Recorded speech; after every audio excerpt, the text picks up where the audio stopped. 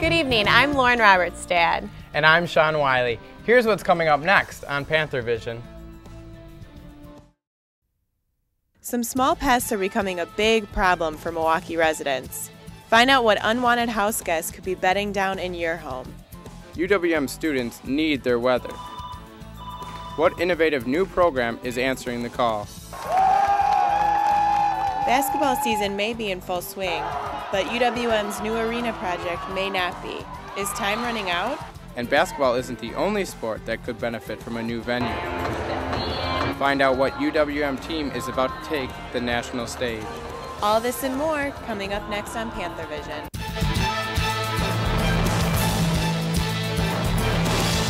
From the University of Wisconsin-Milwaukee, this is UWM Panthervision. A weekly newscast reported, written, and produced by students in the Department of Journalism and Mass Communication.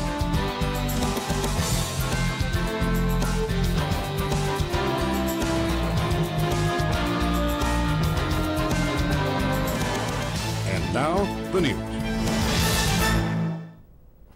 They're the worst roommates you can imagine, and they are only the size of 2 pinheads. The most recent invasion at a college campus at George Washington University in D.C. Lauren Reimer joins us now to tell us about a pesty problem and how to prevent it. Lauren? Thanks, guys. The bedbug problem is closer to home than you might think. Students living off campus might be especially at risk of having these uninvited house guests. Unfortunately, these guests are a little tougher to kick out than your normal house guests. College students have many things to worry about, like grades, money, and their social lives. But now, students like Kate Nygren have one more thing to worry about. I'd say going to hotels, I'm happy I just got a new bed. I don't, kind of cautious on who sleeps in it. That's because, while Kate isn't a victim, bedbug infestations are on the rise. When UWM students living off campus feel that they've been a victim of bedbugs, they are referred here to the City of Milwaukee's Department of Neighborhood Services. Todd Wheeler knows all too well about the bedbug epidemic. Maybe 2 years ago, we got a dozen bedbug complaints. Now we're up to 6 a day. He has a few tips he gives to students about preventing bedbugs. After an infected mattress or piece of furniture is disposed of, it gets tossed out with no real label on it, say, hey, I'm full of bedbugs.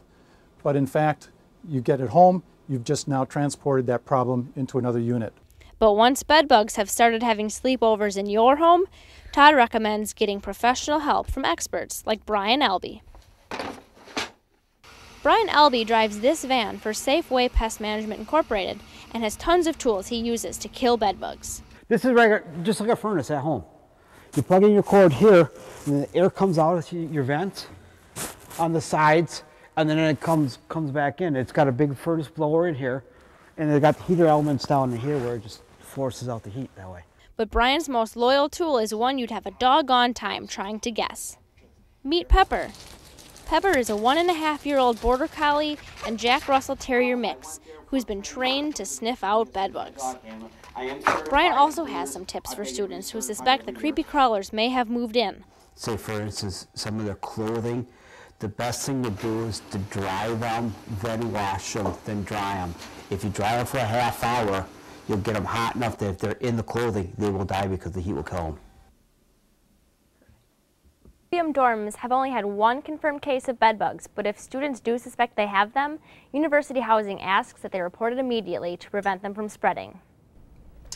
I know what bedbugs are, Lauren, but I had no idea there was such a big problem. Yeah, and they're getting worse because international traveling. How would you go about killing bedbugs if you had an infestation? Well, heat is always your best weapon, but if you know you have them, it would be best to contact an exterminator. Thanks, Lauren. Sure. Hate crimes have put a stain on another UW campus. A resident hall sign at UW-Platteville was spray painted with racial slurs. 23 cases of hate crimes have been reported at Platteville this semester alone. This comes on the heels of an incident at UW-Whitewater that we told you about in our last newscast. The cars of 3 African-American students were tagged with the letters KKK. The UW chancellors have released a joint letter calling for civility on campuses in an effort to end the racist acts. A 24-year-old UW-Madison student is being held on $2 million bail in connection with the death of his mother. Chase Borick has been charged with first-degree intentional homicide. Borick told investigators his mother was killed when she was accidentally drove her truck into a lake. But investigators say evidence shows injuries that may have occurred before the vehicle hit the water. Authorities also say about a month before the crash, Boric took out a life insurance policy totaling more than $1 million in his mother's name.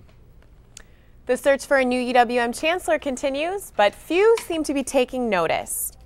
In the last 2 weeks, the Chancellor Search and Screen Committee held 9 public listening sessions. Community members were invited to share their thoughts on what the next chancellor should do. Attendance was low at most of the listening sessions. Only 3 people attended Monday's session, and one of them was former UWM employee Annette Harpel. UWM is meant to be a part of the community, so we need a chancellor who will interact with those various segments. The listening sessions are the first step in finding the next chancellor. The search committee has not yet identified any candidates. Another search is underway at UWM, the search for a new athletic director.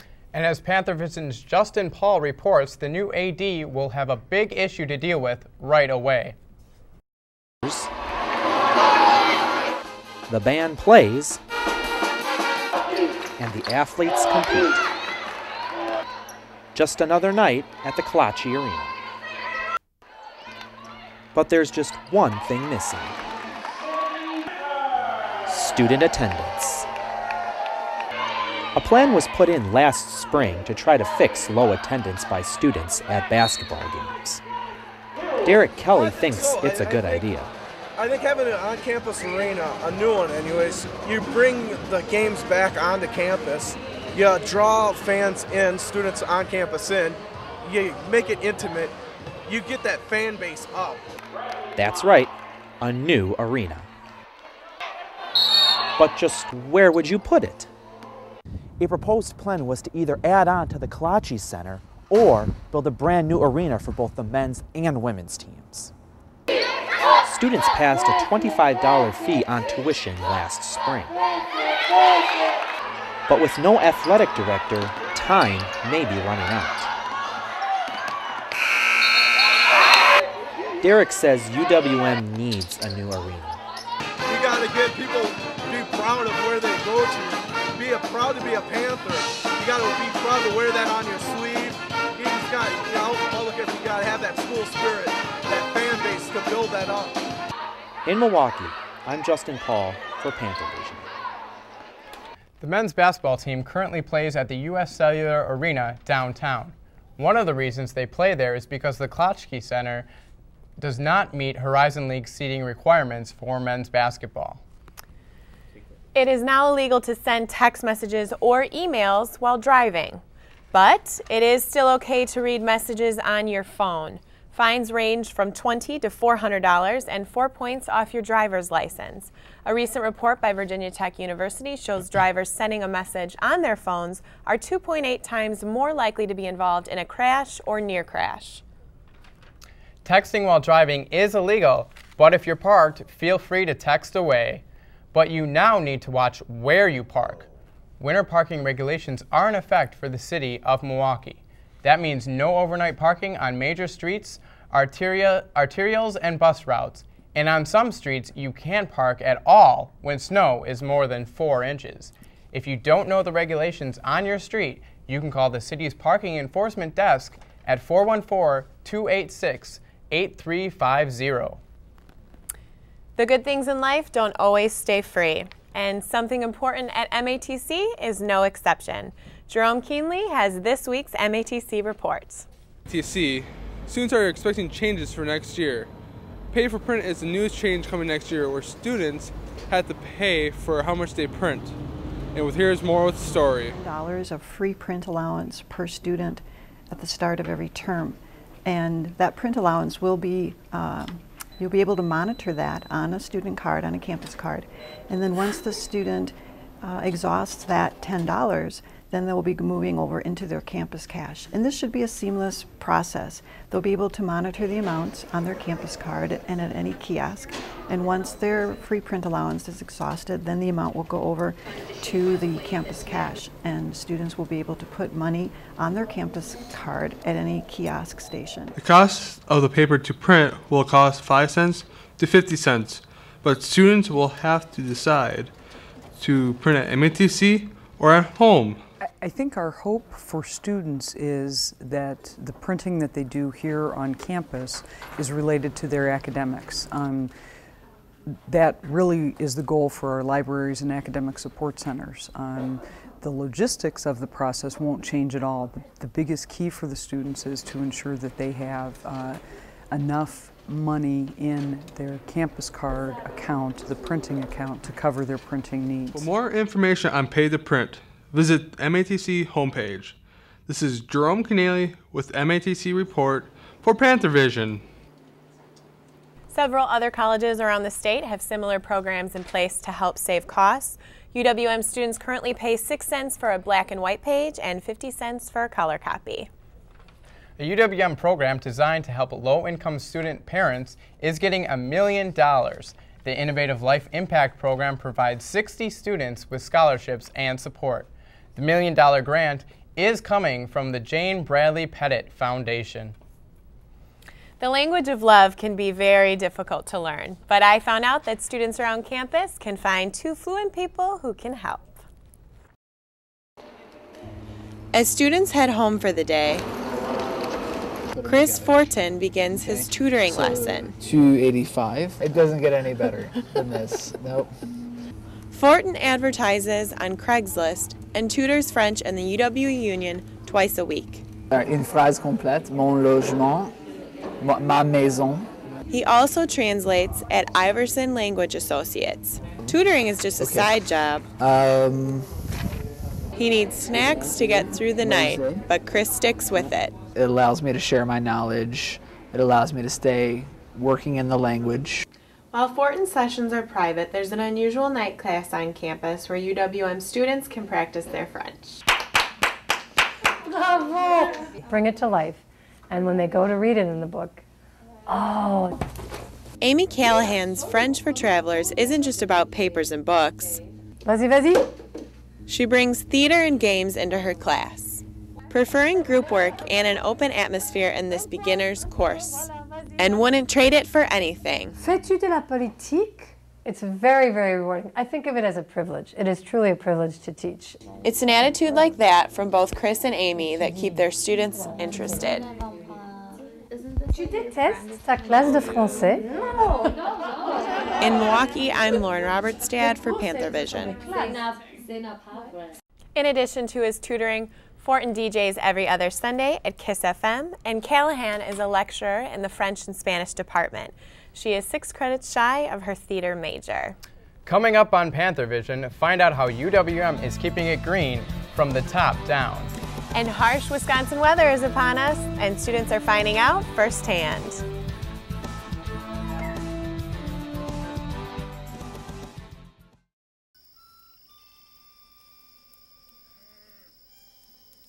Boy, it's amazing how many stars there are.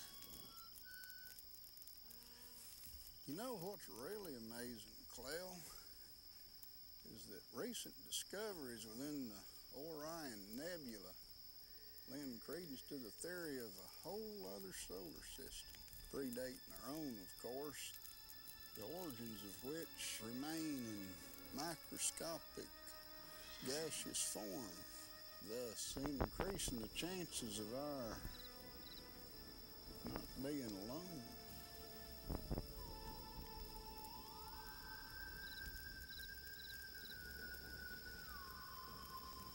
Let's see.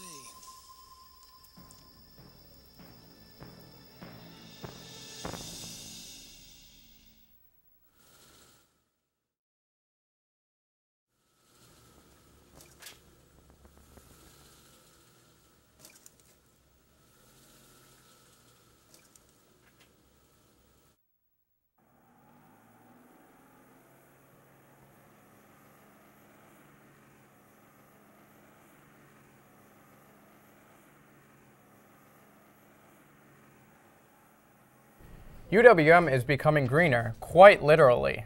The university is growing herbs and vegetables in an unlikely place. John O'Leary has the story. 2 years ago, UWM replaced Sandberg Commons roof with a green roof. What we were trying Professor to James Wesley helped design and develop the idea.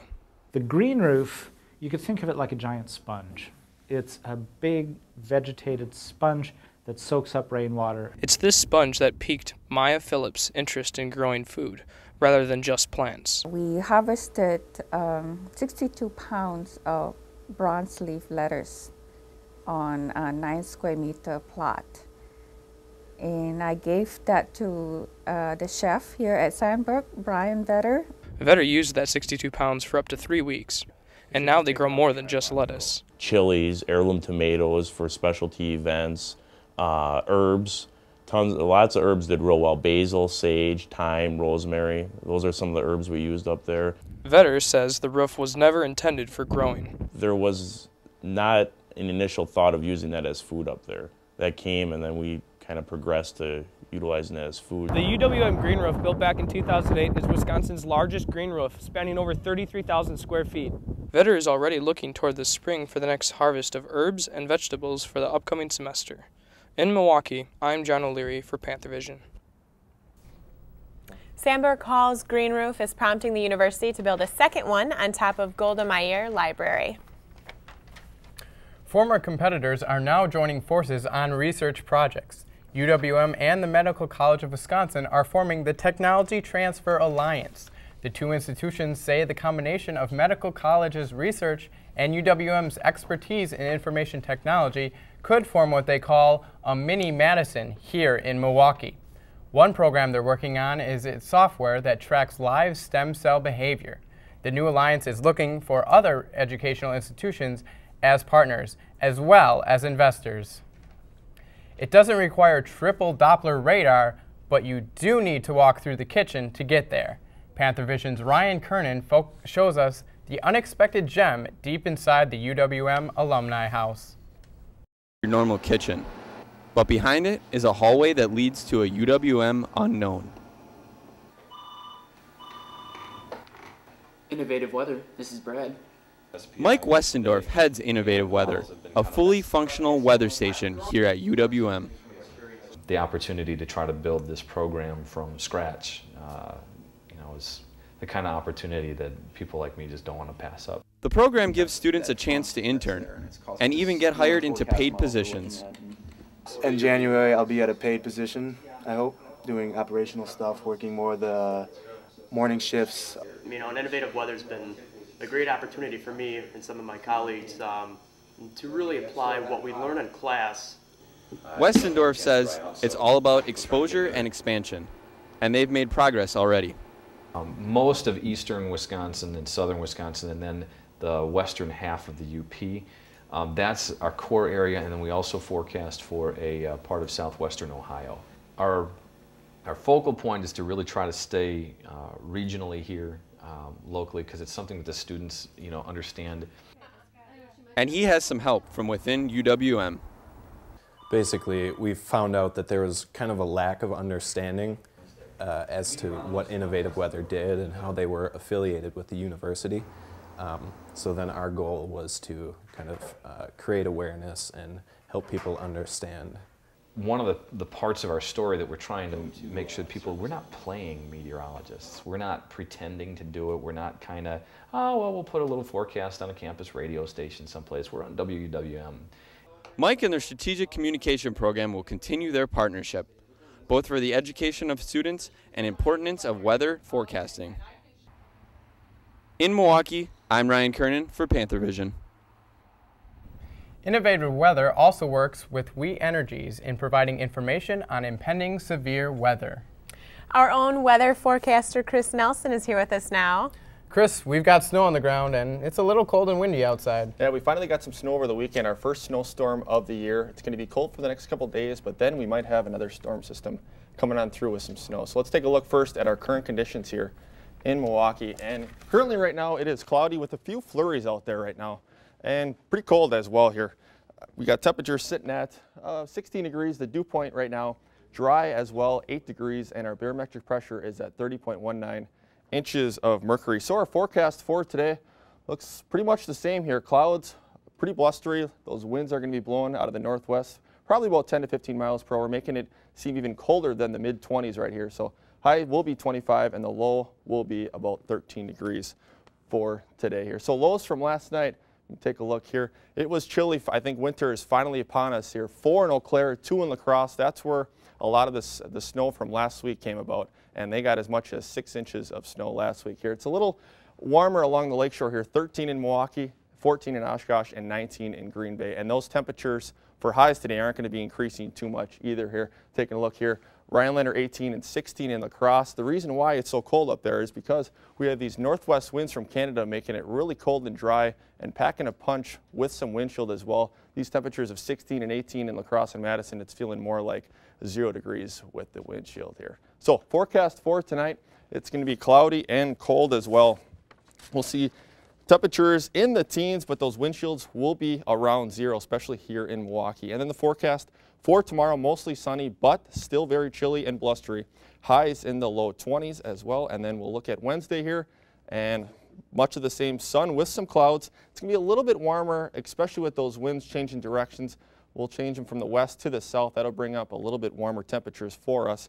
And then our extended forecast here, showing here Thursday, Friday, Saturday, and Sunday, we'll see 30s. 32 on Thursday, 30 on Friday, and then Saturday, that's the storm that we were talking about earlier. We could see 4 to 6 inches possibly with this snowstorm, and then Sunday looks to be tapering off with those snow showers. So that's what we got to keep an eye on, guys, is that storm system on Saturday. Maybe some accumulating snow, so we might need to shovel up, unfortunately. Sounds like a tough week. Yep. Thanks, Chris. Yep. Whether it be a win or a loss, there's no shortage of support for the Panthers. All this and more coming up next on Panthervision.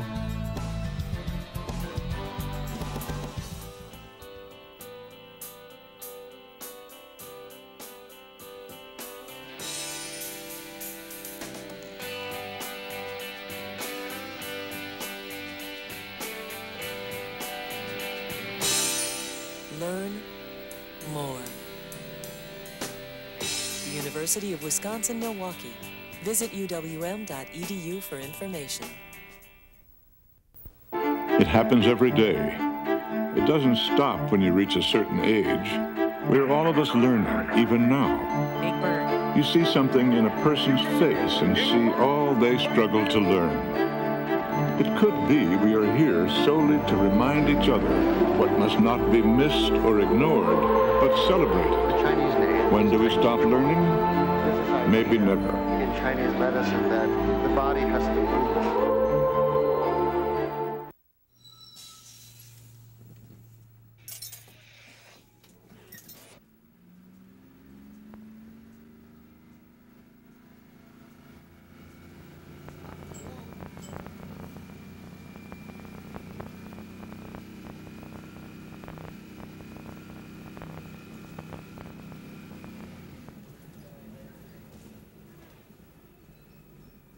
welcome back.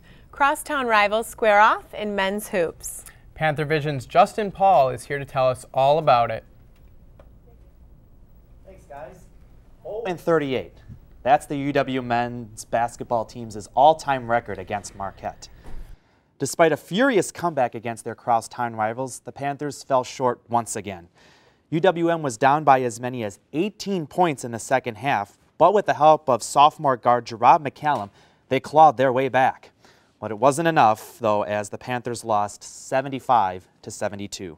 McCallum had 19 points and Anthony Hill scored 18.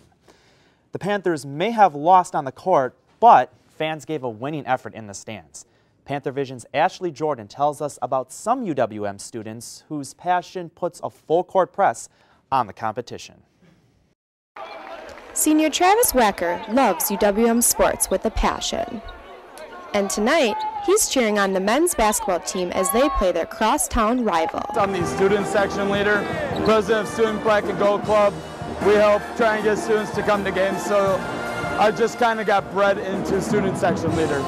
UWM has yet to beat Marquette, but student Andy Nelson is optimistic that tonight is the night. I'm cheering for the Panthers. That's what I'm doing tonight. Every time a basket was made, students did a different cheer. The team's only down by 12, leaving the fans hopeful. sophomore Mark DuBois is one of those high-spirited fans. We're down right now, but we're going to storm back second half. Mark was right. The team was only down by 2 with 30 seconds left, putting fans in panic mode. Unfortunately, the Panthers couldn't bounce back, but fans are still proud of their team. I'm a little disappointed, but I still love my Panthers. Whoa! In Milwaukee, I'm Ashley Jordan for Panthervision. This was the first time UWM hosted Marquette since 1931. The men's team follows up their loss to Marquette with a good start in Horizon League play.